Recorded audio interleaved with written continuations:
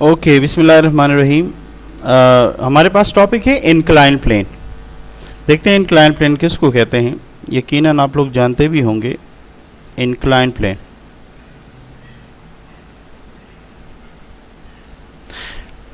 अगर फर्ज करें मेरे पास ये एक्स एक्सिस है और ये इस एक्सिस के साथ कोई लाइन है जो थीटा एंगल इस एक्स एक्सिस के साथ बना रहे। ये जो प्लेन है, ये प्लेन इस एक्स एक्सिस के साथ कोई एंगल बना रहा है। This plane is known as the incline plane of this surface. यानी any plane which make an angle with the horizontal line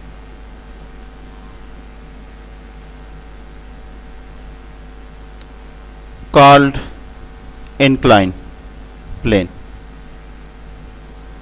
अब हम इस इंक्लाइन प्लेन के ऊपर कोई मास रखकर उसको डिस्कस करते हैं और उसके लिए एक्सेलरेशन के लिए कोई डेरिवेशन वगैरह हम डिराइव करते हैं। बेसिकली हम ये बताना चाह रहे हैं कि जितने मासेस हैं वो इस इंक्लाइन प्लेन के ऊपर जब स्लाइड करेंगे तो it is independent of mass.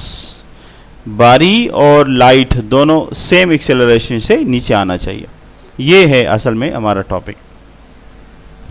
अब देखें इसके ऊपर मैं क्या करता हूँ। मैं इसके ऊपर कोई मास कंसिडर करता हूँ और आप देखें ये मेरे पास कोई फ़र्ज़ करे मैंने इसके ऊपर कोई मास रखा जिसका वेट W नीचे की तरफ है और इसका जो नॉर्मल रिएक्शन है वो बिल्कुल प्लेन के ऊपर परपेंडिकुलर है। ठीक हो गया। अब गौर से देखें, अगर मैं इस W को कंपोनेंट्स में ड्रा कर दूं तो मैं नॉर्मल रिएक्शन को बिल्कुल बेग पर लेके आऊँगा और मैथमेटिकली ज्योमेट्रिकली ये जो एंगल है इस एंगल के हमेशा बराबर होना चाहिए। अगर आपने मैट्रिक में थ्योरम्स वगैरह किए हो तो फिर परेशानी वाली कोई बात है नहीं। अब हम क्या करते हैं, इस W को उसके कंपोनेंट्स में ड्रा करता हूँ मैं। तो कंपोनेंट्स में ड्रा करने के लिए क्या करूँगा, यहाँ से एक परपेंडिकुलर में ड्रा करता हूँ ताकि यहाँ एक 90 का एंगल बने। एंगल के सामने वाला ये बन जाएगा WY और जिसके साथ adjacent side of the angle है वो बन जाएगा WX। जैसे डायग्राम में क्लियर है कि R जो नॉर्मल रिएक्शन है और जो WX है they will cancel the effect of each other, cancelled each other. और इसका प्रैक्टिकल प्रूफ ये है कि ये जो मास है न ये ऊपर जा सकता है न ये नीचे आ सकता है। अगर ये जाएगा तो ये सिर्फ स्लाइड होगा और स्लाइड करने वाली कौन सी फोर्स है, that is WY which slide down. अच्छा जी, अगर मैं इसको नीचे की तरफ लेके आऊंगा तो डेफिनेटली पीछे एक फ्रिक्शन फोर्स डेवलप होगी, इसके बगैर तो हो नहीं सकता। अब अगर ये फ्रिक्शन फोर्स और ये WY दोनों बराबर हैं तो फिर तो ये मास नीचे स्लाइड नहीं करेगा। अगर ये F और ये WY अगर ये दोनों आपस में बराबर है, देखें ये R और ये WX दोनों आपस में बराबर है, यही तो वजह है कि न ये ऊपर जाएगा न ये नीचे आएगा। तो अगर मैं F और WY को भी कंसिडर कर दूं कि they are just equal in magnitude तो फिर डेफिनेटली ये नीचे नहीं आ सकता। लेकिन अगर मैं कहूंगा ये नीचे स्लाइड कर रहा है तो उसका मतलब ये हुआ कि WY is greater than F। मसलन नीचे इसको लाने वाला 20 न्यूटन है, ऊपर बचाने वाला 18 न्यूटन है, तो इसका मतलब यह है कि 2 न्यूटन वो फोर्स है जो इसको नीचे लेके आएगा। बात समझ में आ रही है?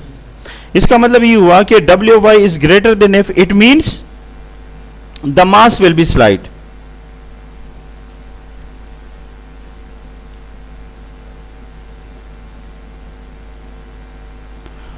और मैं आपको अभी बता भी दिया है, दोबारा भी बता देता हूं कि फर्ज करें अगर ये मेरे पास कोई प्लेन है और इसमें नीचे आने वाली फोर्स जो है जिसे मैं WY का नाम देता हूं वो 40 है और बचाने वाला जो है वो 20 न्यूटन है, तो मुझे आप बता सकते हैं इसको नीचे लाने वाला कौन है? 20 न्यूटन। क्यों? इसलिए कि 20 न्यूटन इसलिए है कि इसका 20 न्यूटन इसके 20 को कैंसिल कर देगा। और इसके पास जो बचत है 20 न्यूटन का, वो वाहिद फोर्स है जो इसको कंपेल कर रहा है, मजबूर कर रहा है नीचे लाने पर. So I means that Wy is greater than F, so it means the difference of these two must be equal to some force, and that is called unknown force. क्योंकि एप्पल के दरमियान डिफरेंस एप्पल होता है, तो बनाना के दरमियान difference बनाना होगा, तो फोर्सेस के दरमियान डिफरेंस क्या होगा? फोर्स ही तो होगा. अब चूंकि मुझे मैग्नीट्यूड का पता नहीं है, लिहाजा मैं इसको कहता हूं अननोन फोर्स. क्लियर होगी बात? लेकिन मुझे सेकंड लॉ से, न्यूटन सेकंड लॉ से ये पता है कि जब भी एक्सेलरेशन हमें मिलेगी, उसके पीछे जो है किसी फोर्स का एक्ट होना जरूरी है. ये बात सही है कि नहीं है? और वो लॉ यकीनन आप जानते हैं, F बराबर ma. इस एक्सप्रेशन का मतलब यही है कि whenever you see acceleration it means some external force must be applied. जब आप किसी बॉडी में एक्सेलरेशन नजर आए तो समझ जाना उसके ऊपर किसी फोर्स ने एक्ट किया है. बात समझ में आ रही बेटा? इसका मतलब ये है कि this is expression is equal to ma, because force equals to ma. This is a force, so force must be equal to ma according to the Newton second law. अब मैं क्या करूंगा? Wy किसके बराबर है? यकीनन आप सब जानते हैं कि Wy बराबर होता है W साइन थीटा. किसी को एतराज तो नहीं है? नहीं है ना भाई?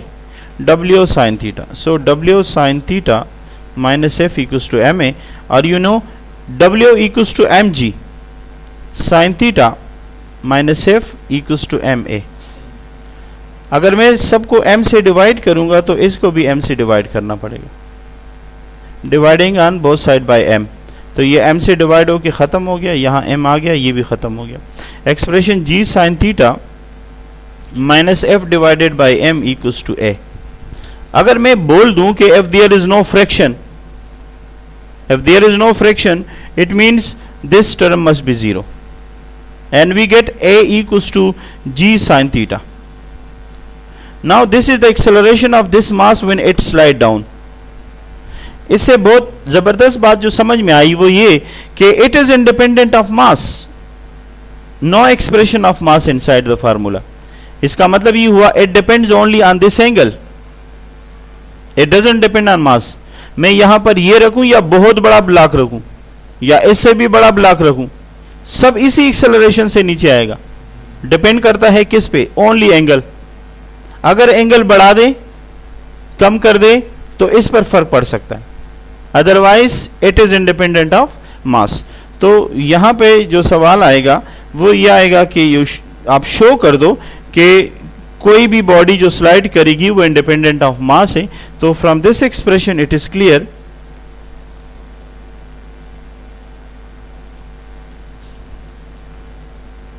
It is independent of mass से बिल्कुल इंडिपेंडेंट. बात समझ में आ रही है? इंपॉर्टेंट आर्टिकल है, शॉर्ट क्वेश्चंस में आ सकता है 4 नंबर के लिए. डन? ओके.